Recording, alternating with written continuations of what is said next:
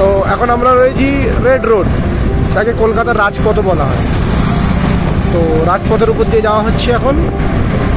সাইডে লাইন বোঝানোর জন্য দেখতে পাচ্ছেন এখানে রাজা রাজা ফিল হচ্ছে রাজপথে।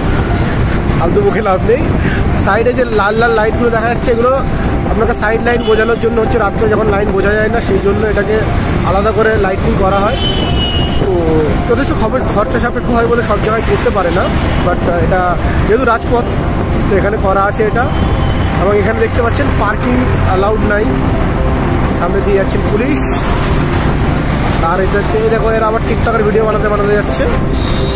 টিকটক কেন বানাচ্ছিস? বিশাল বড় টিকটকার এরা হচ্ছে। আর এদিকে এটা যেটা দেখতে পাচ্ছেন, এখানে একটা বাস্কেটবল কোর্ট আছে। একটু পরে গেলে আমরা দেখতে পাবো মোহামেডান স্পোর্টিং ক্লাবের ক্লাব আছে এখানে, সেটা আপনাদের দেখিয়ে দেবো।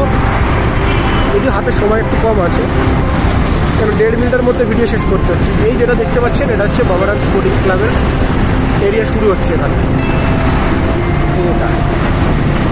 এটা হচ্ছে মোহামেডান স্পোর্টিং ক্লাবের আন্ডারে পড়ছে। যেমন বড় করে দেখা যায় মোহামেডান স্পোর্টিং ক্লাব, বুঝতে পারছেন?